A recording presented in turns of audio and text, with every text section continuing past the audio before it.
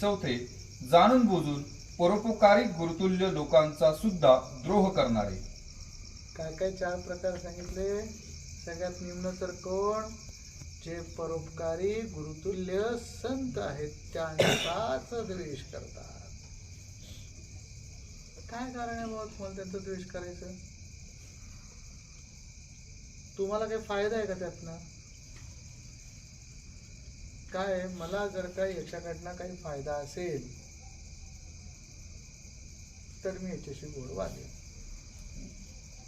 चला, मला काहीच फायदा नाहीये तर ह्याला मी का विरोध करू? काय कारण आहे विरोध करायचं, दुस्वास करायचं? म्हणजे स्वार्थी लोक हे त्यांच्या स्वार्थानुरूप प्रेम करतील. काही असतात ते तुझा विनाश करण्यामध्ये किंवा तुझा विनाश म्हणण्यापेक्षा तुझं नुकसान करण्यामध्ये माझा फायदा आहे असं बघतात. तुझ्याकडनं अपेक्षा आहे तुझ्यावर प्रेम करेल. एक का दुसरा काय भाग आहे की तुझं नुकसान हो असं वाटत असतं कारण माझा फायदा आहे म्हणून. दुसऱ्याच्या नुकसानीत माझा फायदा आहे असं असणारे वाटणारे लोक असतात.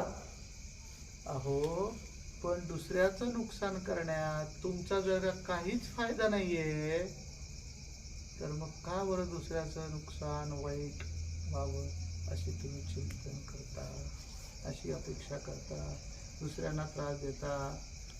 भगवंत म्हणतात असेही अनेक असतात बरं का. माझा काहीच फायदा नाही तरी दुसऱ्याला त्रास द्यायचा. संतांचा विरोध, संतांचा द्वेष का करावा? चौथा प्रकार. तिसरा वाद म्हणला स्वतःवर कोण प्रेम करतात हे ज्यांना माहीतच नसते. त्यांना माहितीच नसतं अज्ञानी माणसांना स्वतःवर कोण प्रेम करतंय. असे अज्ञानी असतात. काही जाणकार असतात, माझ्यावर कोण प्रेम करतं हे बघत असतात, त्यांच्यावर मी प्रेम करेन. काही जणांना आपला स्वार्थ साधून घ्यायचा असतो म्हणून प्रेम करत असतात. काही जण आपला फायदा व्हावा म्हणून दुसऱ्याचं नुकसानही करू शकतात. अहो, पण तुमचं काहीच भलं होत नसताना, फायदा नसताना सुद्धा तुम्ही दुसऱ्याचा विनाश का चिंतता? किती प्रकार आहेत बघा लोकांचे. आपण सर्व साधक आहोत.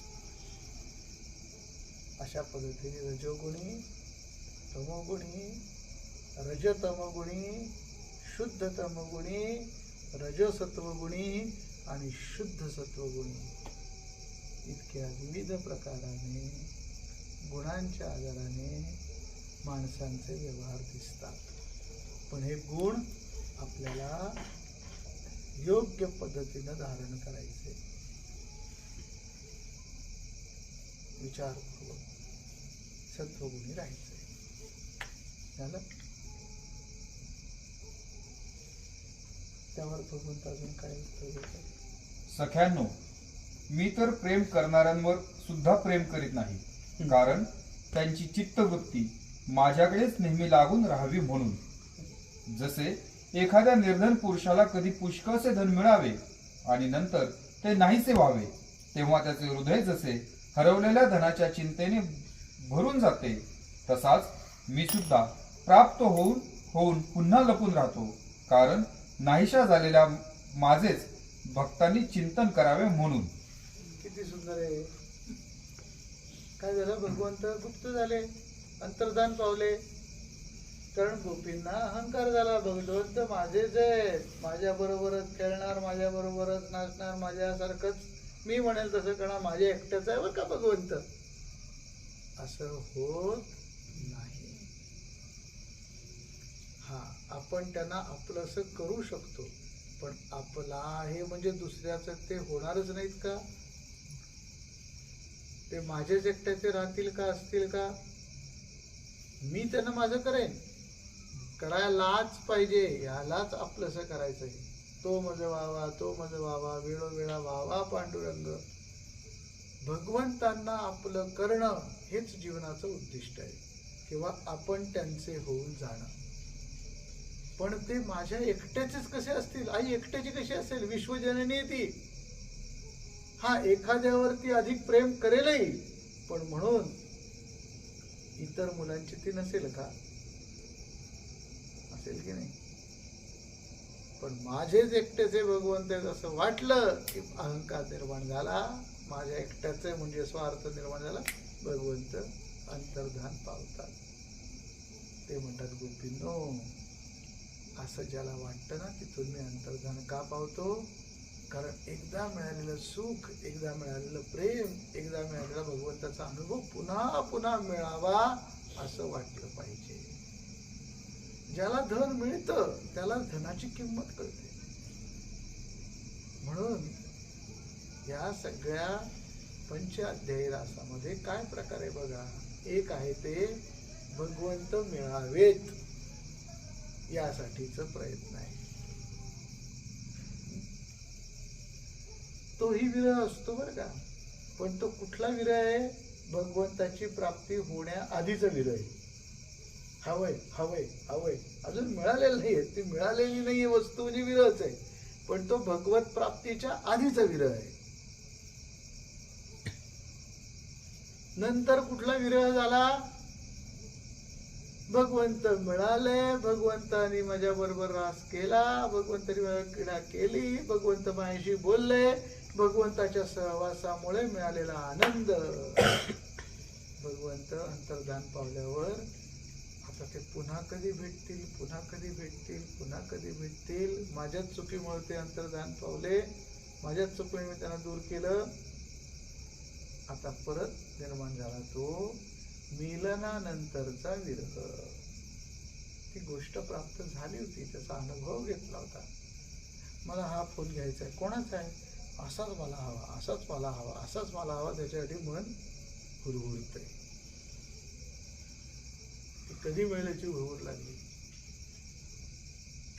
मिळाल्यानंतर त्याची आवड लागली, त्याची सवय लागली त्या फोनची. आणि किती सुंदर फोन आहे, त्याच्यामध्ये किती काय काही गोष्टी आहेत, किती फ्रेंडली युजर आहे, मस्त आहे, वापरायला सोपा, छान. आणि तो गेला, हरवला का? कुठे गेलाय सापडत नाहीये. अरे, तो मिळाल्यामुळे तो वापरल्याचा जो अनुभव आहे ना, तो पुन्हा पुन्हा मिळावा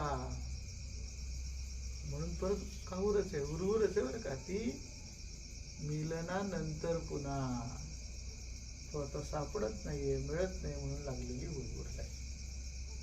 म्हणून मिलनापूर्वीचा विरह आणि मिलनानंतरचा विरह, हे दोन्ही विरह भगवंत आपल्याला देणार आहेत बघा, गोपींना देत आहेत. हे गोपींनो, मी जे अंतर्धान पावलो ना, त्यामुळे तुम्हाला कळालं की अरे हेच तर हवंय आणि हेच पुन्हा पुन्हा मिळवायचंय. त्यामुळे तुमचं लक्ष सतत माझ्याकडेच लागून राहावं यासाठी मी हे करतो. नाहीतर माझं तुमच्यावर प्रेम आहे गोपींनो, भगवंत म्हणतायत. पण हे सगळं करण्यामागचं कारण वेगळं आहे. पुढे गोपींनो, तुम्ही माझ्यासाठी लोकमर्यादा, वेदोपदेश आणि आपल्या नातलगांनाही सोडले, याविषयी शंका नाही. अशा स्थितीत तुमची मनोवृत्ती माझ्या ठिकाणीच लागून राहावी यासाठी अप्रत्यक्षपणे तुमच्यावर प्रेम करीत मी लपलो होतो. म्हणून हे प्रियांनो, तुम्ही तुम्हाला प्रिय असणाऱ्या माझ्या तुमच्यावरील प्रेमात दोष पाहू नका. काय वाक्य बघा. तुम्ही आपल्या कोणाकोणाला सोडलं? बांधवांना सोडलं. कोणाला सोडलं? नातेवाईकांना सोडलं, बांधवांना सोडलं. तुमच्यावर प्रेम ज्यांनी ज्यांनी केलं त्यांना त्यांना सगळं सोडलं. तुमचं प्रेम होतं त्यांनाही सोडलं. म्हणजे भौतिकातल्या, व्यवहारातल्या, लौकिकातल्या कुठल्याही नातेसंबंधात तुम्ही अडकले नाहीत. तुम्ही सगळ्यांना सोडून माझ्याकडे आला. वा वा वा, भाग्यवान आहात तुम्ही सगळे. आणि काय विशेष शब्द आहे त्याच्यात? काय शब्द आला होता? लोकमर्यादा आणि वेदोपदेश. म्हणजे काय रे गोपींनी उपदेश सोडला का? वेदांचा उपदेश सोडावा का? वेद मार्गे मुनी गेले त्याची मार्गे चाललो, न कळे विषय अंदा म्हणून बोललो, असं तुकोबाराय म्हणताय. सगळे संत आपल्याला वेदांनी दाखवलेल्या त्या दिव्य मार्गावर आपल्याला नेत आहेत. आणि भगवंत इथं म्हणतायत वेदोपदेश सुद्धा तुम्ही मायासाठी सोडलात. म्हणजे काय लक्षात घ्या,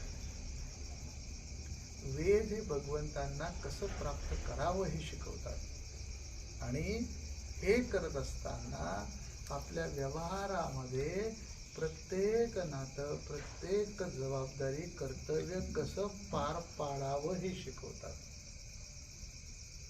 पण जीवनामध्ये दोन कर्तव्य येतात. एक व्यक्ती कर्तव्य म्हणजे व्यक्ती धर्म, आणि समष्टी कर्तव्य म्हणजे समष्टी धर्म.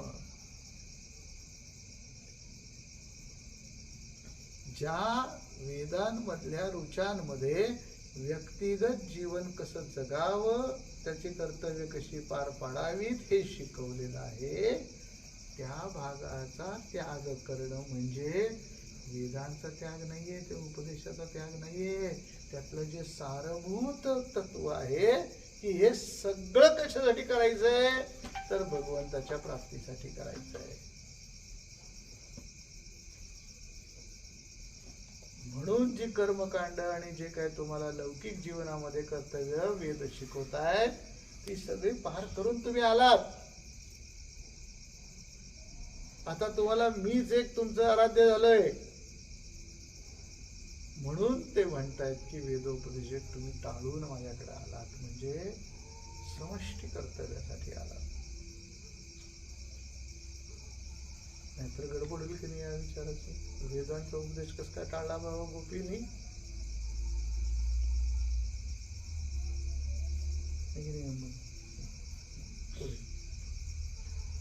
घर संसाराच्या तोडण्यास कठीण बेड्या तुम्ही माझ्यासाठी तोडून मला भुजू लागलात. माझ्याशी तुमचा हा आत्मिक संयोग सर्वथैव निर्दोष आहे. देवांचे आयुष्य जरी मला मिळाले. आता वेदांनी जी काही कर्तव्य सांगितली ती व्यक्तिगत जीवनातली कर्तव्य, लौकिक जीवनातली कर्तव्य तोडून तुम्ही माझ्यासाठी आलात. मग तुम्हाला दोष लागेल का? नाही लागणार. समाज तुम्हाला नावं ठेवेल, कारण समाजाने कदाचित ज्या मर्यादा सांगितल्यात सामान्य जीवासाठी, त्या उच्चतम अवस्थेतल्या भक्तीत जगणाऱ्या, योगात जगणाऱ्या, भगवंतासाठी जीवन जगणाऱ्यांसाठी त्या सामान्य माणसांच्या मर्यादा त्यांच्यासाठी नसतात. त्या तोडूनच बाहेर पडावं लागतं. मग असा प्रश्न येईल की अरे लोकमर्यादा, वेदोपदेश आम्ही तोडून आलो भगवंतापर्यंत. लोक काय आहे, वेदांचा उपदेश तोडून लोक व्यसन करतात. वेदाने हे करावं म्हणून सांगितलं ते केलं पाहिजे, जे करू नका म्हणून सांगितलं ते नाही केलं पाहिजे. पण हे जे वेदांचे उपदेश आहेत ते तोडून लोक व्यभिचार मात्र मोकळेपणाने करतात. आणि भगवत भक्तीमध्ये जो लागला, राष्ट्रकार्यात जो लागला, त्याला मात्र व्यवहाराच्या, व्यक्तिगत जीवनाच्या बंधनांचा दाखला देऊन तुम्ही बंधनं कशी तोडता. अरे पण कशासाठी तोडली आहेत? ती स्वार्थासाठी, व्यभिचारासाठी नाही तोडलेली, ती राष्ट्रकार्यासाठी तोडली आहेत, ती भगवंताच्या प्रेमासाठी तोडली आहेत. बाकीच्यांनी तोडली ती व्यभिचारासाठी तोडली, व्यसनांसाठी तोडली. मन मोकळं स्वैराचाराने जगावं म्हणून वेदांची बंधनं त्यांनी मानली नाहीत आणि तोडलीत. पण भगवत भक्त सुद्धा जेव्हा त्या मर्यादा ओलांडून जातो तेव्हा भगवत भक्त तशा अर्थाने ती मर्यादा ओलांडतो असं वाटतं, पण तसं नसतं बरं का.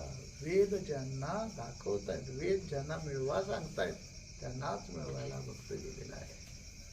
त्यामुळे सामान्य लोकांच्या दृष्टीने सामान्य व्यवहाराचे जी बंधनं तुम्ही तोडलीत त्यात तुम्हाला पाप लागेल असं वाटू देऊ नका. तुम्ही निर्दोष आहात. बरोबर ना सोडे? असं तिथं भगवंत सांगतायत. परत ते वाक्यवाद तुम्हाला कुठलाही दोष लागणार नाही. घर संसाराच्या तोडण्यास कठीण बेड्या तुम्ही माझ्यासाठी तोडून मला भजू लागलात। माझ्याशी तुमचा हा आत्मिक संयोग सर्वथैव निर्दोष आहे।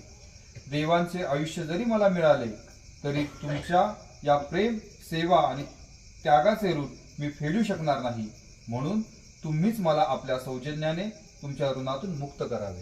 हे भगवंत गोपींना सांगताय, हे गोपींनो, तुम्ही जो माझ्याशी आत्मिक संबंध प्रस्थापित केलात आणि तो संबंध प्रस्थापित करत असताना तुमच्या लौकिक, भावनिक सगळ्या मर्यादा, सगळे नातेसंबंध तोडून तुम्ही आलात, यात तुम्हाला कुठलाही दोष लागणार नाही। तुमचं निर्दोष जीवन आहे ते मला इतकं प्रिय आहे की माझ्यावर त्याचे एवढे उपकार आहेत की मी कितीतरी जन्म, देवतांचे जन्म मिळाले तरीही मी ते फेडू शकत नाही। म्हणून तुम्हीच मला तुमच्या या उपकारातून मोकळं करा। भगवंत गोपींना म्हणजे या संतांनी त्यांना कसं पकडलं असेल बघा भगवंताला। तुकोबारायांच्या ऋणात आहेत भगवंत, नामदेवरायांच्या ऋणात आहेत भगवंत, ज्ञानोबारायांच्या ऋणात आहेत भगवंत। भगवंतांनी सुद्धा असे ऋण मानावेत, असं गोपींचं जीवन आहे, असं संतांचं जीवन आहे। फार महत्वाचा अध्याय।